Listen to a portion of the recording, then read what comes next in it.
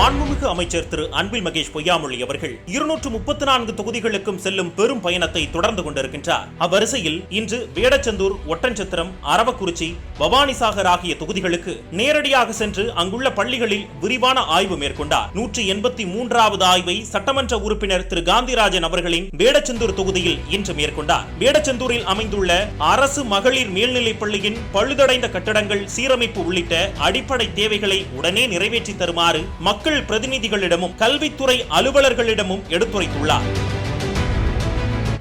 மாண்புமிகு அமைச்சர் திரு அர சக்கரபாணி அவர்களின் ஒட்டன்சத்திரம் தொகுதியில் 184வது ஆய்வை மேற்கொண்டார். மாணவர்களுக்காக சுகாதார வளாகம் அமைத்துக் கொடுக்கும் முன்னாள் மாணவர்களுக்கும் ஆசிரியர்களுக்கும் நம்ம ஸ்கூல் நம்ம ஊரு பள்ளி திட்டத்தின் கீழ் வகுப்பறைகள் அமைத்துக் கொடுக்கும் தனியார் நிறுவனங்களுக்கும் நன்றிகள் தெரிவித்துக் கொண்டார். பள்ளி முழுவதும் வைஃபை வசதி, ஒவ்வொரு வகுப்பறையிலும் சிறு நூலகம், விளையாட்டு போட்டிகளில் சாதனை படைக்கும் மாணவர்கள் என இப்பள்ளி மிகச்சிறப்பாக செயலாற்றி வருகின்றது என தனது சமூக வலைதளத்தில் குறிப்பிட்டார்.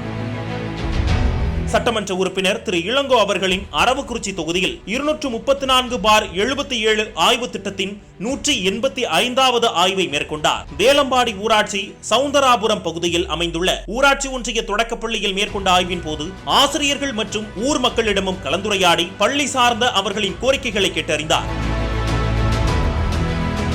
சட்டமன்ற உறுப்பினர் திரு பன்னாரி அவர்களின் பவானிசாகர் தொகுதிக்குட்பட்ட பனையம்பள்ளி ஊராட்சி ஒன்றிய தொடக்கப்பள்ளியில் விரிவான ஆய்வில் ஈடுபட்டார். சத்துணவு கூடத்தை பார்வையிட்டு பணியாளர்கள் தெரிவித்த இடப்பற்றாக்குறை குறித்த கோரிக்கையின் மீது நடவடிக்கை எடுப்பதாக உறுதியளித்தார். நிதி உதவியுடன் அமைக்கப்பட்டுள்ள திறன்மிகு வகுப்பறைகளையும் பார்வையிட்டு மாணவர்களிடம் கலந்துரையாடினார். இத்திட்டத்தின் 186வது ஆய்வாக இந்த ஆய்வு அமைந்தது.